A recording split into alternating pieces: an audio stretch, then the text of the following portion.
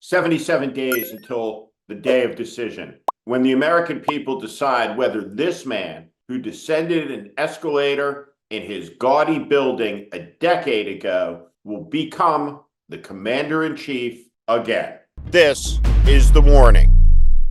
This weekend, Donald Trump continued his spiral. Let's watch. It has to be seen to be believed. I'm a better looking person than Kamala. They used to call it TiVo. Now they have TiVo. I think it's the single greatest invention. I think they should reimburse me for the $100 million. I don't ramble. I'm a really smart guy, really smart. I don't ramble. It isn't just the Donald who's melting down. It's his fan base, his supporters. At the Republican National Convention, we saw some MAGA delegates, really cult members, tape bandages to their uninjured ears in solidarity with Donald Trump. It's strange. It's not normal behavior at a political convention. And it's important to talk about it. This guy, let's look at him. I don't know anything about him, but this is a weird guy. And I can tell he's a weird guy from the t-shirt and from the cup he's holding. Look at it.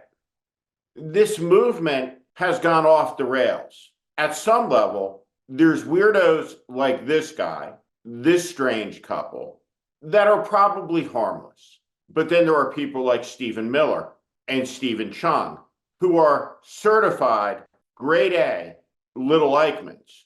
Power in their hands becomes very dangerous. Stephen Miller was in the Oval Office, and he was rebuked by the chairman of the Joint Chiefs of Staff when he asked if the military could open fire on migrant boats filled with defenseless women and children off the coast of San Diego. Again, power in the hands of a great many of the people around Donald Trump is existentially dangerous for me, for you, for everyone you love and care about, for your children. Donald Trump is running for the most powerful and important office in the world. And he's incoherent. He is delusional. And he is spiraling live on the stage in front of 350 million people. He has dominated America's culture for 10 years.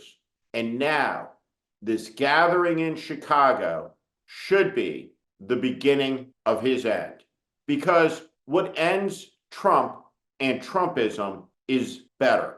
And the Democrats this week must offer a vision of the future that is better, that breaks out of the Donald Trump era, that doesn't just signal a plan to defeat it in the election, but to end it for all time, to move on from this. There was a great consensus in America about how we share power.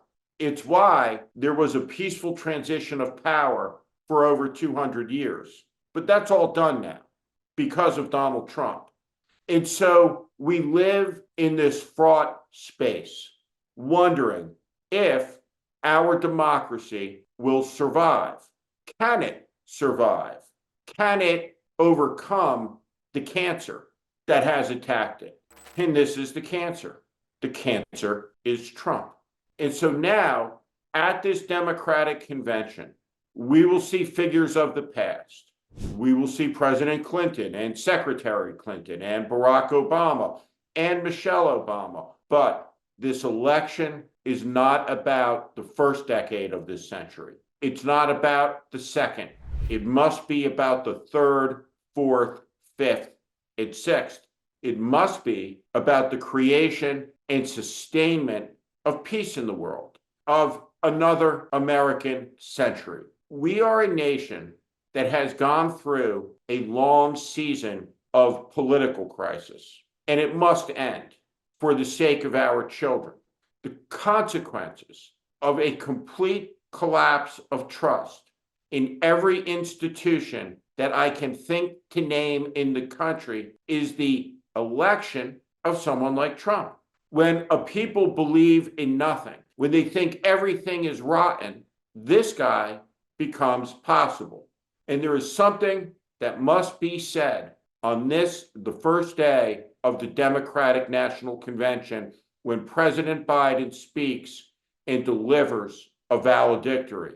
Had he remained in the race, defeat would have been certain, and the defeat would have been for American democracy, caused by Joe Biden at the hands of Donald Trump. Democrats came very close. They have evaded and avoided disaster through an act of surrender and submission by pretending that a candidate who was failing and could not win was winning.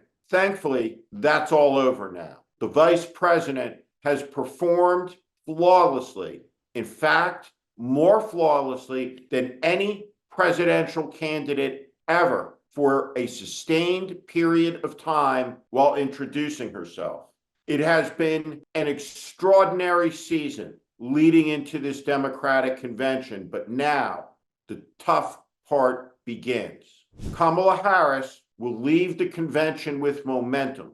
She will leave the convention with energy, and she will lead the convention ahead. But those poll numbers in the week ahead will stop stretching out. And after Labor Day, they'll start to fall back. Gravity will adjust the race. It will tighten it. And when it does, there will be a lot of panic in a time where steadiness is called for. Don't get too up, don't get too down. Maintain an even keel is the best advice I can give to everybody who feels passionately about this race and is rooting hard for Kamala Harris to be the president. Though she has not had her first one yet, there will be tough days. There will be days where it seems that Donald Trump has gotten his magic and his luck back. But those days are not going to determine the outcome. The American people are. And the American people have a serious, monumentally important choice. This qualified woman versus this adjudicated rapist, this abuser of women, this convicted felon, this inciter of insurrection, this demagogic loser. We should not have malice in our heart for any weirdo, even the ones carrying J.D. Vance's sperm cups. We just don't want them to have any control over any of our lives. I don't want my daughters to have to sit in the OBGYN office with these people, with Lindsey Graham looking over their shoulder. What this election is about is the American people. What the cause the election is about is American freedom. We saw a lot of weirdness at the Republican convention. We're going to get to see a lot of America at the Democratic convention. The full, beautiful mosaic of the country, our extraordinary nation. It will look different at the Democratic convention than it did at the Republican convention, because the Democratic Party is America's party. It is a party that reflects what the country looks like. And our country is made up of all the world's people. They've come from every corner of the earth. In our nation, every language is spoken commonly every day. Every religion known to mankind is practiced somewhere every day. Our country, made up of all the people from the world, has fed more people, liberated more people, clothed more people, and cured more people than all of the other nations put together since the beginning of time. And we are a young country, not yet 250 years old, just getting started. What are these days about? When the American Revolution was won, in the moment of victory, the Marquis de Lafayette, Gilbert du Motier, a young Frenchman who had come to America to help fight for freedom, said, "Humanity has its victory. Liberty has its country." And he went on to predict this country of freedom and liberty would abolish slavery and would save the world. The Marquis de Lafayette was right. America is not a perfect nation, but this week in Chicago, a perfect idea and ideal will be celebrated, and an American woman will be tapped on the shoulder by destiny and become the nominee, the standard bearer of the oldest organized political party in the world, the great Democratic Party of the United States of America, the party of John Kennedy, the party of Franklin Roosevelt, the party of Harry Truman.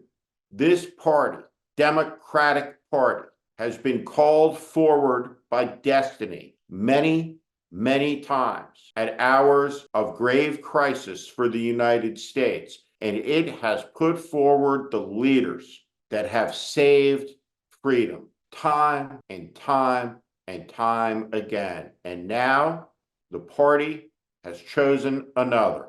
Kamala Harris and Tim Walz are the candidates who will stop these two. This rotten, rancid, maliced MAGA cause. The Democratic National Convention is open. Democracy is being practiced. This is the warning. 77 days to go. Get involved. You're an American. I'm Steve Schmidt. This is The Warning, and I invite you to subscribe on our Substack, on our YouTube channel. Follow us. Welcome to the community.